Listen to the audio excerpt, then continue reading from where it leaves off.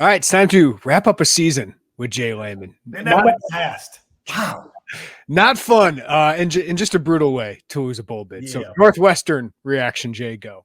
Oh, it's just brutal. First of all, you lost to your rival. Second of all, you didn't land the plane, as you said, 2 or 3 weeks ago on a podcast, like losing these last 2 games to Iowa and then Northwestern, just heartbreaking. Difference between 7-5 and 5-7 is a big difference, but just the way they lost it against Northwestern just epitomized a lot of the issues that we saw all season long. And you're not going to win many games, guys, giving up 45 points in a game.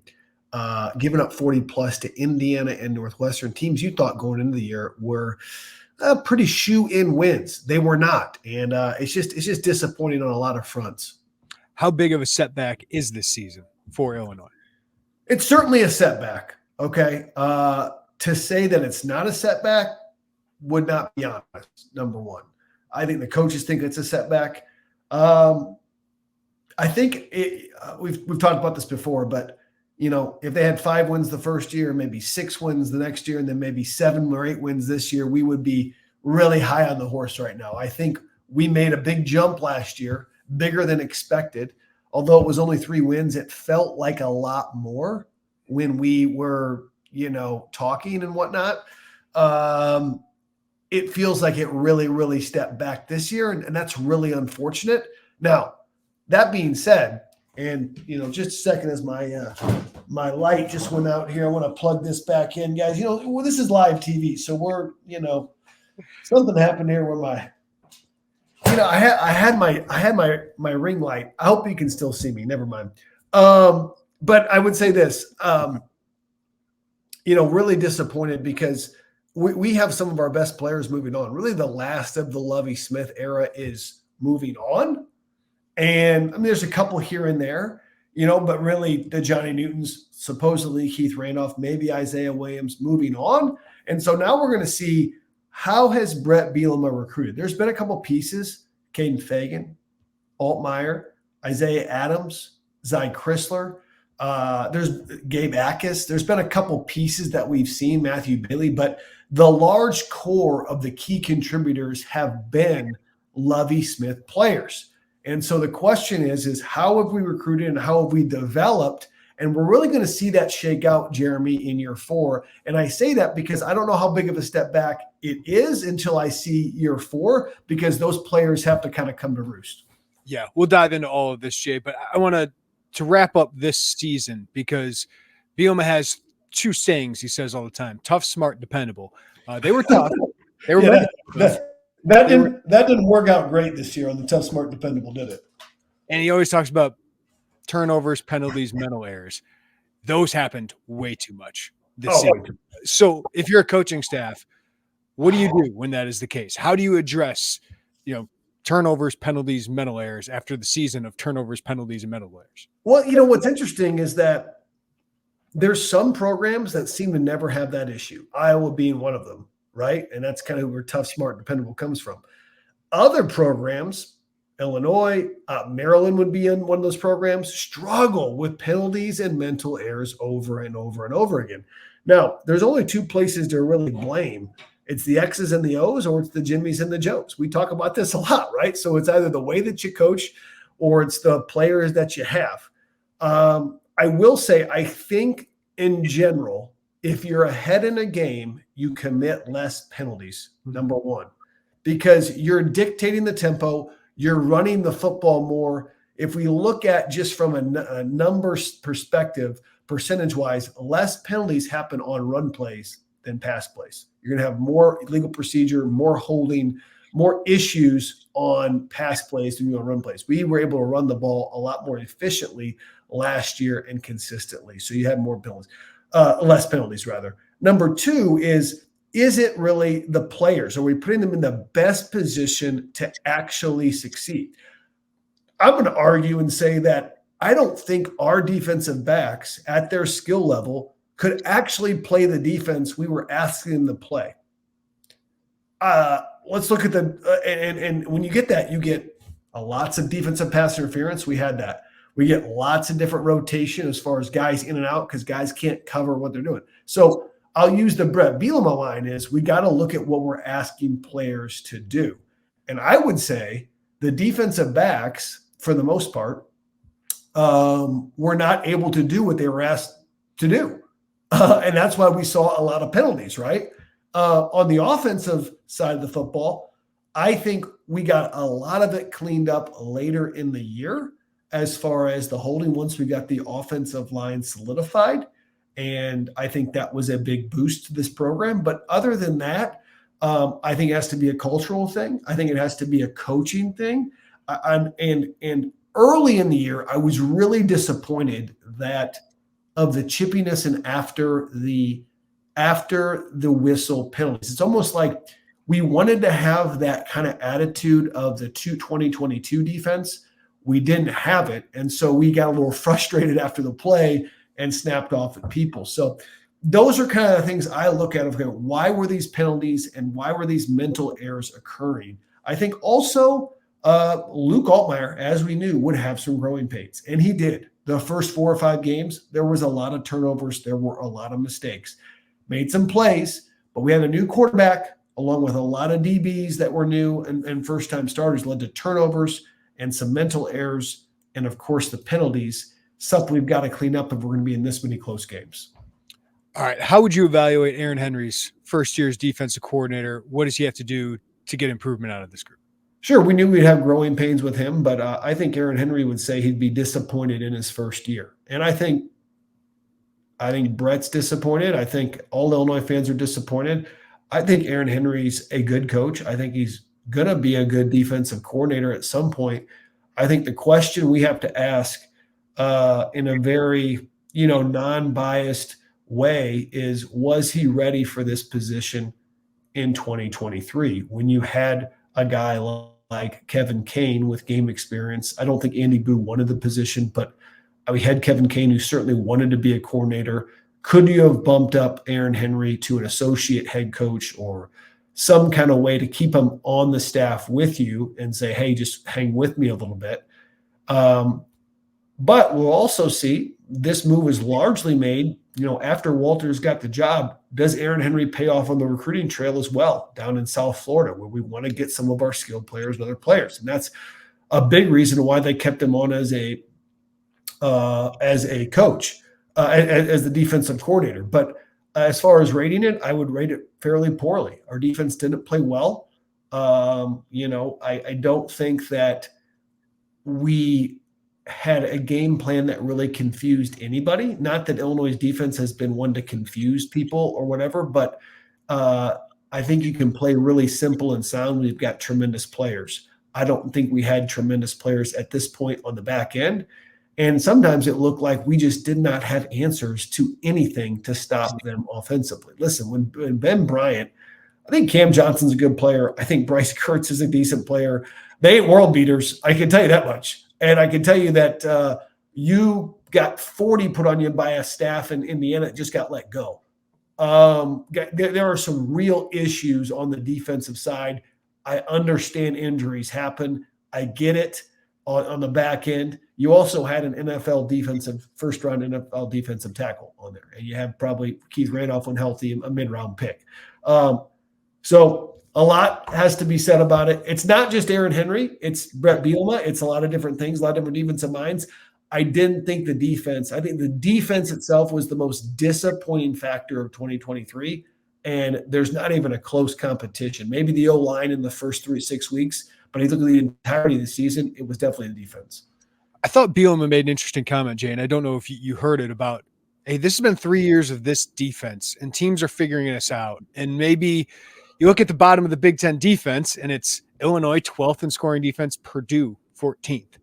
So maybe that's Purdue personnel. They got a new coaching staff in there and everything. But what do you make of that? Like, do you think they have to adjust their defense, and what is that? Well, I mean, historically, this happens, right? When Zook kind of came into the league, I mean, I remember his defense was kind of unique in what he did with the cornerback play. The corner in that defense would be the eighth man, and the safeties were not the eighth man. Usually, safeties are the eighth man in the box, and so you had Vontae Davis making a ton of tackles, making a ton of different plays. Well, that kind of got figured out after 3 or 4 years in the league, and hence their defensive numbers went down. Had to bring in Vic Koning, who, when they got the athletes in, Vic Koning adjusted it because they had the athletes there, adjusted it, and had some improvement, right? So coaching does matter. I think here's what I would say. I think Ryan Walters is a very good coach. I think Aaron Henry has the potential to be a good defensive coordinator. I think that everything works better when you've got NFL talent. And I think to run that coverage, you had dare I say, a generational corner in Devin Witherspoon. I mean, how many corners do you know that went top 5? Not many in the draft. So I'll say a generational corner that just erased people. I mean, 117 snaps or something in one-on-one coverage. He gave up 1 pass for -1 yard or something like that. I mean, something insane on that, and 2 safeties and corners, safety and star position in Quan. So I think that makes it better, but I think it's pretty obvious that if there's a good offensive mind, they were shredding up this defense. Jeff Tedford in week 1 against Purdue, he put up 400 yards passing, upset Purdue at home, right? Dino Babers, I know he just got fired, put up 400 or 500 yards against Purdue. Good offensive mind, right? Dino Babers can coach some offense. Rod Carey, Indiana, say what you want about him, improved the offensive Indiana really a lot, scored 40. I wouldn't call Mike Bajakian a monster offensive mind. I think Mike Bajakian's probably going to be let go this week. But that being said, it's Northwestern offensive coordinator. He put up 45 on you, right? And so there are some real issues to this defense. And I just think, although the common knowledge was, hey, college quarterbacks can't throw in tight windows, I would argue against that right now. When you look at, 1, they're completing a lot of passes, and 2, we're not getting a lot of calls on the pass interference that go our way, right? And so I think something needs to happen. And I think even with great defensive linemen, which Purdue had some good defensive linemen, people were just able to get the ball out too quick and isolate these corners and make big plays. So I do think some stuff needs to change defensively on how are they going to mix stuff up. You can't just run an odd front over and over, a 3-4, and leave in man-to-man coverage and say it's going to work. So that was a long-winded answer, but that gives you some context. And I don't want to get too in the X's and O's here, Jay, but I was going to ask, is it more 4-man down lineman? Is it more zone coverage? What do you expect? Yeah, so I mean, historically, you've got to talk to coaches like talk to Dave Wanstead. He would tell you, hey, there was lots of 3-4 back in the day. Miami started at Miami, University of Miami started running a 4-3, and they started running some of the 4-3 in the NFL in response to the West Coast offense, which had a lot of short passes that need more linebackers in coverage. And largely the 4-3 was popular up until about the late 2000s. Vic Koning kind of brought back the 3-4 as well to Illinois, but we've seen Saban be hardcore 3-4 along with Bill Belichick, and that influence has influenced a lot of defensive coordinators. Those coaching trees are massive, especially Saban's. So you get into the 3-4, which are great, but you got to have big time nose tackles and those 3 core defensive linemen, and those are at a premium, right? Totally at a premium for people to get. I mean, I saw that the News Gazette here in Champaign had Justin Scott as their player of the year from Ignatius, right? 6'4", 315. There's just not a lot of guys like that. And the guys that get them are usually Ohio State. Yep. So you have to have that, and you have to have some elite corners if you're going to play that defense, and you're going to and be really, really good at it. So that's kind of the transition of it. If you're Iowa, you've basically played the same 4-down lineman coverage over and over, and you've said, hey, we're not really going to lay man. We're going to keep eyes on the quarterback, keep everything in front of us. And largely that is what's been done in the Big Ten West, which obviously no longer exists after this week.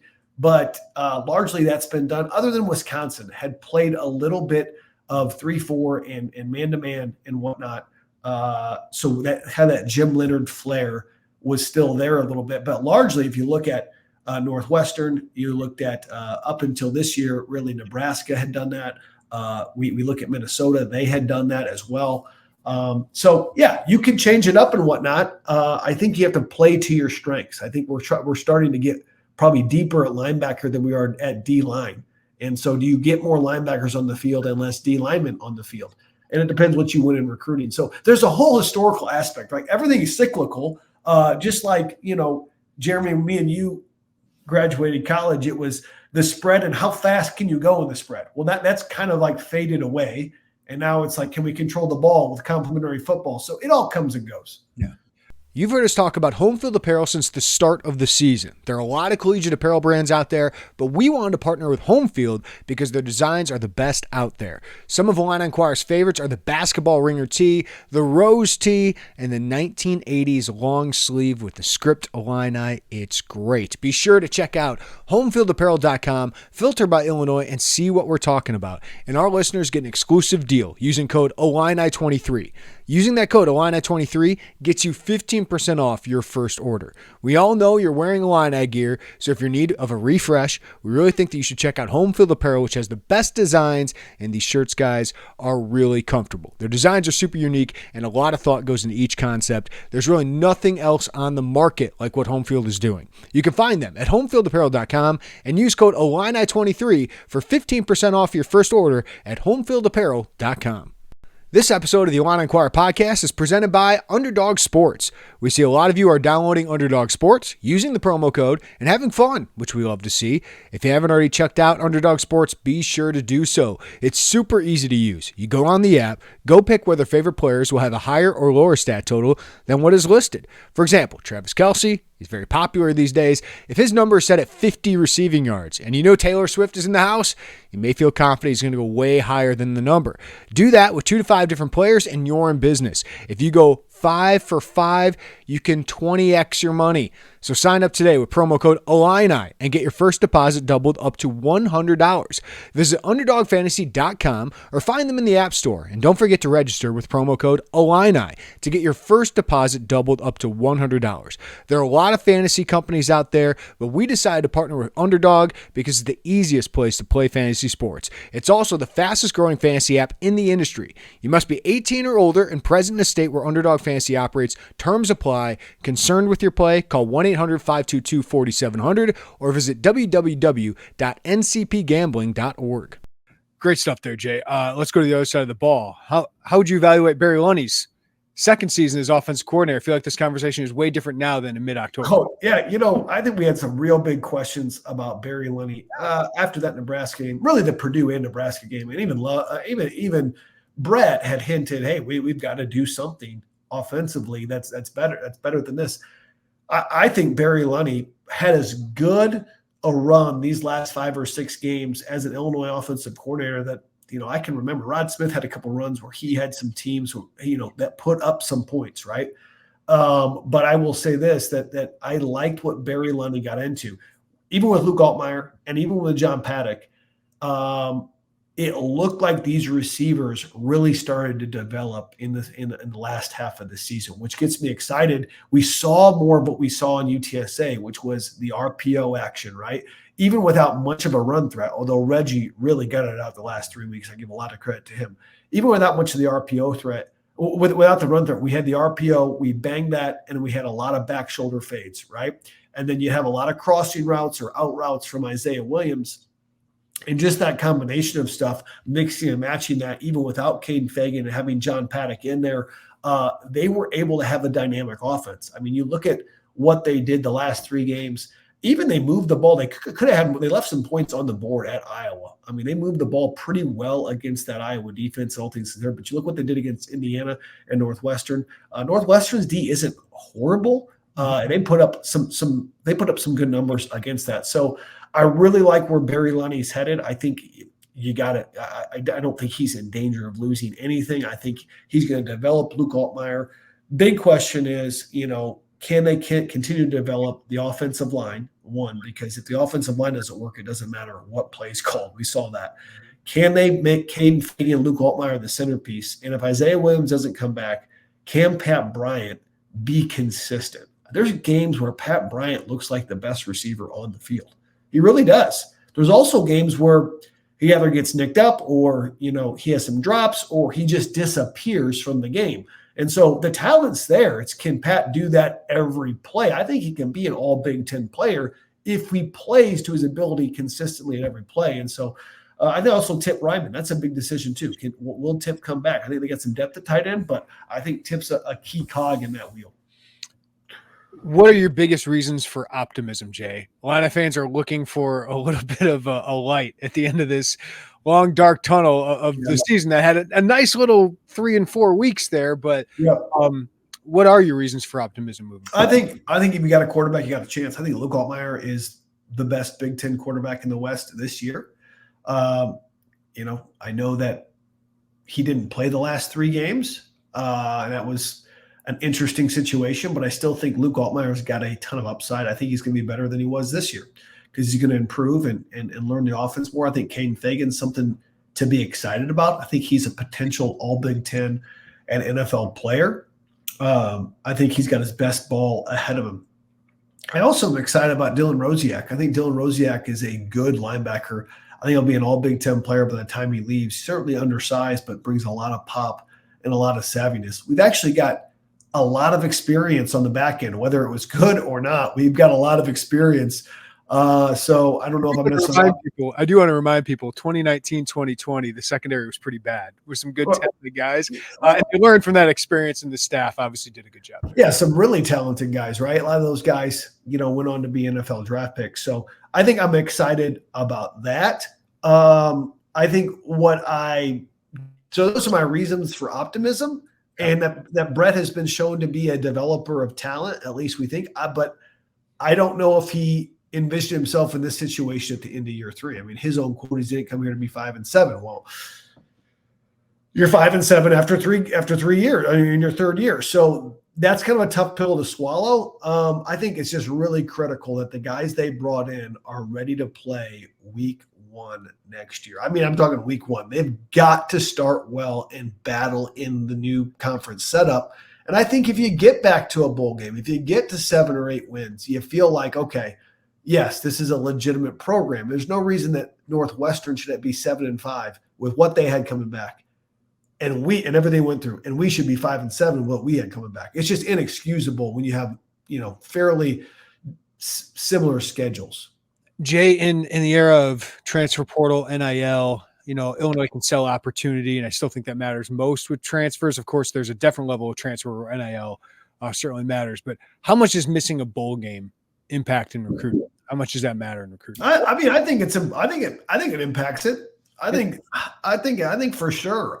I don't care if you're going to the Quick Lane or the Pinstripe or Heart of Dallas or whatever the bottom tier Big Ten bowl is. You're going to a bowl game. You're getting extra practices. You're in the mode. You're bringing recruits in to watch practice. To be on campus, to do all these different things, and you can say, hey, we had a lot of issues offensive line wise. We lost 3 NFL players on the back end, but hey, we rode the ship and we win 3 of our last 4 games. I think that would have been a really easy sell. I think it does affect the transfer portal. People want to win where they go. I think playing time is the number one thing, and NIL money. And I think we've got to throw that in consideration. So let's just take some of the quotes from the fellow Big Ten coaches. Tom Allen quotes as he's got fired yesterday. College football has changed drastically over the last 3 years, and I pray that IU can keep up. Hint, hint. In 2020, he's 6-2 on the brink of a Big Ten championship and gets walled. Now, AJ Barner. And a bunch of people left. AJ Barner, Michael Penix, right? Like you said, all gone. So the transfer portal, number 1. Number 2, the NIL portion, right? PJ Fleck, he said in his press conference, I can't keep my roster here with the current amount of NIL money that we have, right? So these are different things that are coming up. There's no question Cade McNamara got a big NIL bonus package or whatever to come to choose Iowa last year. And so we're competing against all of these different things. And it's not even the West anymore. It's all around. We won't even get into Ohio State, Michigan, and Penn State who feel like they're, like Oregon, Washington, USC. That's a whole different thing, right? So it is a different world. And if we have to find that niche of being a developmental program, I still think we can be a 7-8 win team consistently in this league. I mean, I'm very scared about, we're not going to have the West anymore. Shoot, my senior year, we played Penn State, Michigan, Ohio State, everybody. I mean, you played almost everybody except 2 teams. And so I think it's going to be fine, but we've got to figure out what our niche is and stick with it and recruit to that niche. You're good in the Midwest when you recruit to a niche, and we just haven't found that yet. And Jay, that's why the offseason, we could talk about NIL and going to get the best transfers. For me, when you're Illinois or you're Minnesota or you're Indiana, the most important thing for me is retaining my good players. Absolutely. Not losing so we could talk about Isaiah Williams and, Seth Coleman. It's going to be really important to have conversations with those guys. If you can get those guys back like Johnny Newton, it's massive. But to keep, Caden Fagan and Gabe Akis and Malik Elzy and all these guys, that is so important for Illinois moving forward. And it's one thing that I'm encouraged about with Brett Bielema through his first couple of years, whether it's the original roster he inherited or the last couple of years, his guys have stayed with him. And his guys have been rewarded with NIL. So I know it's sexy to go get that other guy, but I still feel like retention for Illinois is so important. And I'll give credit to Brett. He did a good job retaining a lot of the talent, either keeping them here from the NFL or from getting poached by other people. So I think you got to retain Seth. You hope Seth comes back. I don't know. What's scary is Isaiah Williams is another year, and his skill set would be wanted by anybody in the country with any kind of passing offense, right? So it's these are things they know, right? So you have to retain that. And even a guy like Dylan Rosiak, here's a guy that's got a lot of playing ahead of him, right?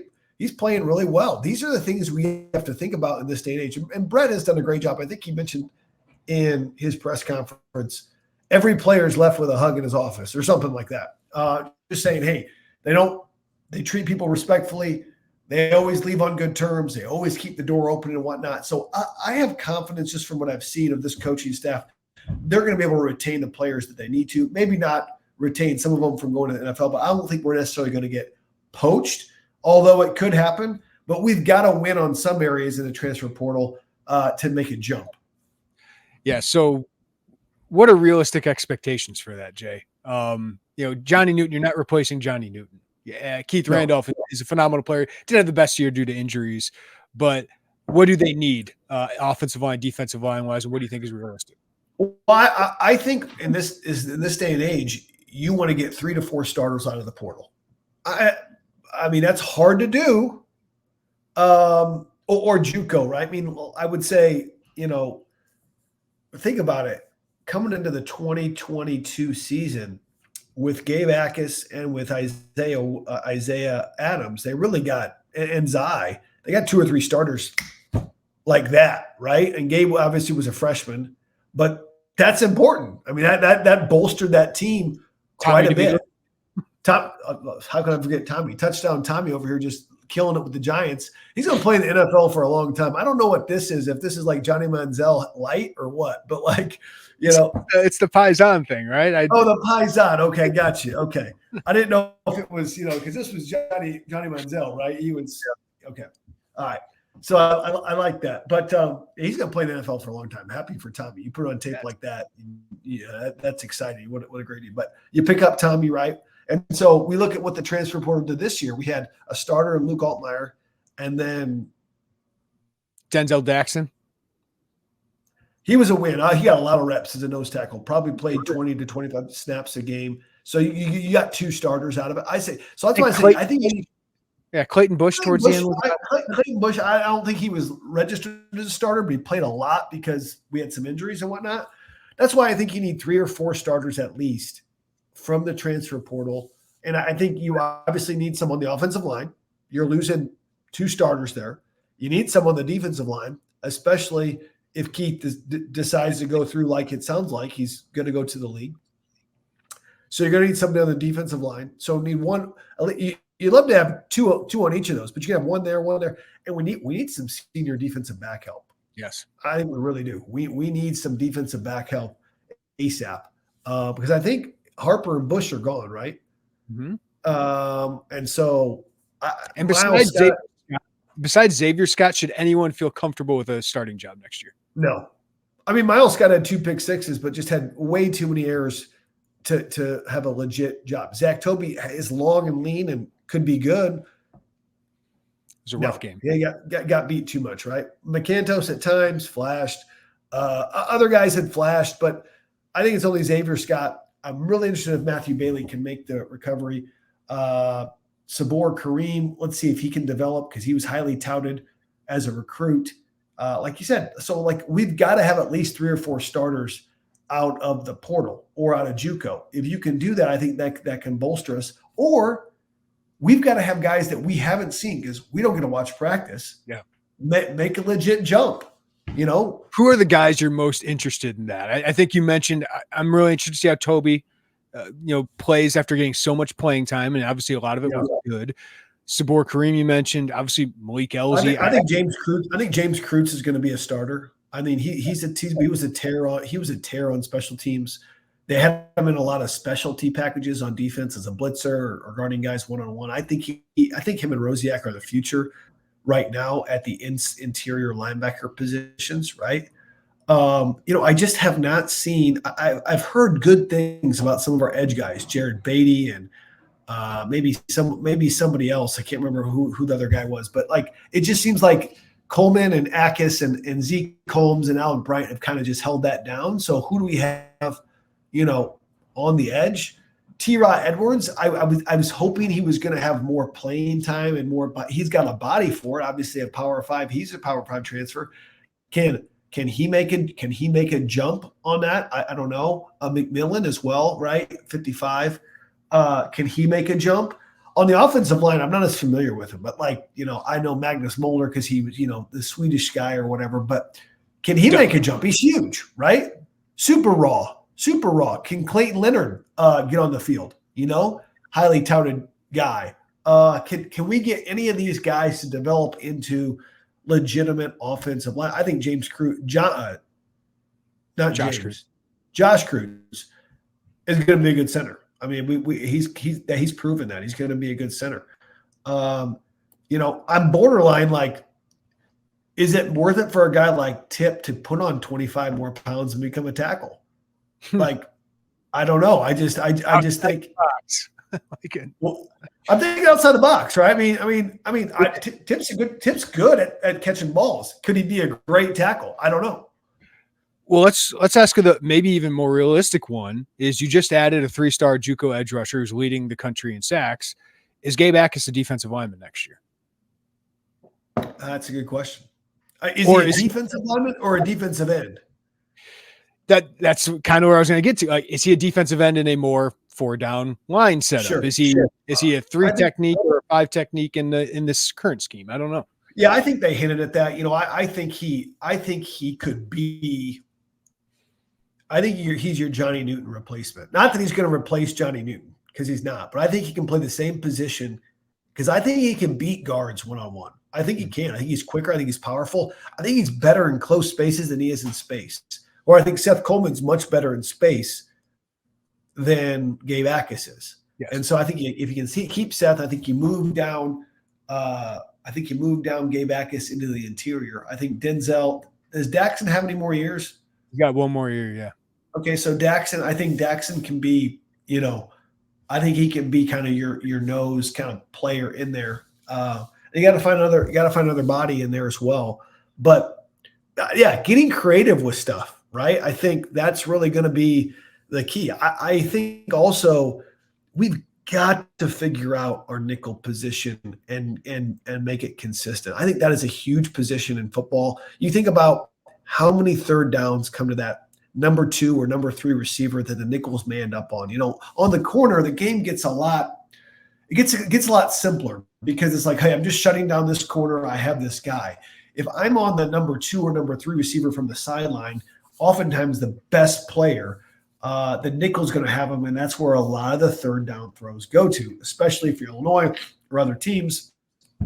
And I just want to see Xavier Scott lock that down. I think he's probably the guy to do it with his size, but we got to have somebody consistent. I saw that Devin Witherspoon's been moved to nickel for the Seattle Seahawks because he can do all those things and make a lot of plays in the run game. So who can tackle and do this? The nickel is a huge position for us. We got to get creative on the nickel side. Maybe that's Matthew Bailey. He's a big guy as well, Matthew Bailey. He's never really played the nickel position because Quan Martin had it all last year. But it's a very critical position. And when I look, if you do a study on the Illinois defense, the nickel position is so critical. We're giving up a ton of first downs at that position. It's attacked on third down more than any other position, and we had a revolving door there. Mm-hmm. And we don't have a guy we can count on at that nickel position. So I think getting creative in the nickel position, whether it's Kareem or Bailey or Xavier Scott, somebody put him there and let him play there because that is so critical. They hosted a kid that was at NC State, Josh Pierre-Louis, who's a JUCO kid. I think he could be a nickel and move Xavier Scott to corner. I think that would be potential because he's a little undersized, Jay, but he's feisty, makes plays on the ball, he's really fast. Like all those things would make some sense. Before we get out of here, it's really you got just to finish up. You got to be a dog as far as in the line of scrimmage. You have to because the nickel is basically taking a linebacker's role in a passing down situation, and you got to have elite cover skills as well, not just with a sideline right next to you like a corner, but they can go either way. So I think the nickel position, if we look at it, if we could be solid there, we would have probably taken off 5 points a game off of our average. It's a pretty big deal. Before we get out of here, Jay, I just want to give some time. I know we've talked about him a lot, but we should. Johnny Newton, what do you make of his career? What stands out about what he accomplished and what he has ahead? Well, if I think about Johnny Newton, I put him up there with some of the greatest. I started remembering Illinois football when Simeon Rice I was 10 when Simeon Rice in 1995, when he set the Big Ten sack record of 44 at that time.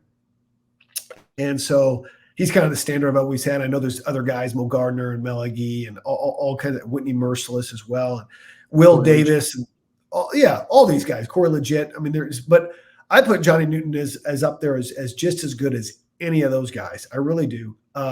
Probably on par with eliteness as Simeon Rice, but as an interior, Simeon had more sacks, but just as far as his dominance in the college game. I remember the first time I was doing an Illinois game, I think it was 2019 or 2020, where I asked about Jerzon Newton, and they said, he just goes by Johnny. And I remember Lovie Smith saying he was the real deal. He thought that he was going to be a really, really good football player.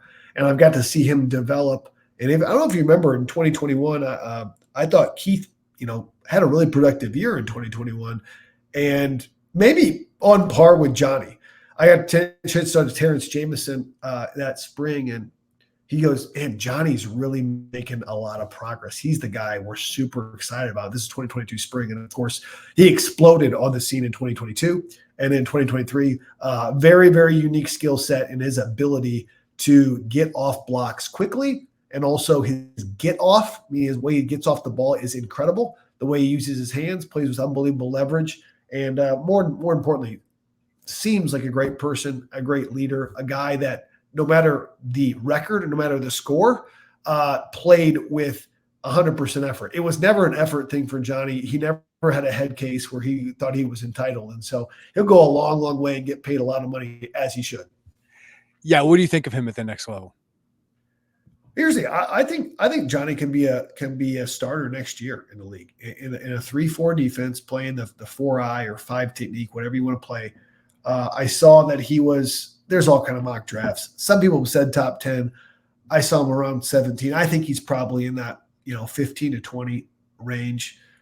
He's undersized, but what he lacks in height, he makes up in elite speed and technique.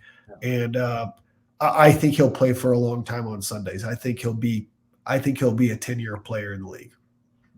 Well, Jay, as we look back on it, kind of feels like a long season at times, a band that went by fast. And I know everybody that listens to this podcast is always looking forward to Mondays and hearing from J Leman, because you don't sugarcoat things, man. You're fair, you're balanced, but like you also give what people are thinking and what you think, really. And we really appreciate the insight throughout the year, because you make us all smarter with what we watch every Saturday. Well, it's a joy. I appreciate you giving me the opportunity to be on here, do it every Monday. I want to be honest, but I also want to be true to what you guys see as fans. You guys are not stupid, right? The fans are not stupid. You can fool a lot of people. I don't think you can fool your teammates or your fans. I mean, that's the thing. It's hard to do that. So you guys see what we're seeing. We never want to be. We have to also remember these are kids. And they want to win more than anybody wants to win. I can promise you that. A lot of tears coming off that field, Jay. A lot of tears. Like they I can imagine. You get to see that. I've been on teams where, the first 4 years I played, I won 8 wins, right? And so I know how hard we worked and didn't get the results they wanted. There's nobody who's more disappointed about being 5-7 than the players. Maybe the coaches, but the players, they got to live it, right? They got to go to class. They got to see it on podcasts like this. They got to see it on TV. They got to be feeling really, really crummy right now. So remember, there are people behind these helmets. They're 18 to 22. They're trying to get better. They're actually trying to do the best they can. Even when they frustrate you, they're trying to do the best they can. So just remember that when you are tweeting or being a fan or whatever, that these guys are kids and we always want to shoot it straight. We're thankful for the Illini. And here's the thing, even when they're 5-7, we still love them because we're Illini fans. So we're going to be here next year talking about what could happen. We said it could be 5 wins or 10 wins. Unfortunately, we were in the bottom part of that one, and we ended up with the 5, but there were reasons we ended up with the 5 that we discussed. Yeah. Well, J Leman, thank you for another great season, man. We'll catch up at some point during the off season, but appreciate all the insight this year, man. You got it, boss.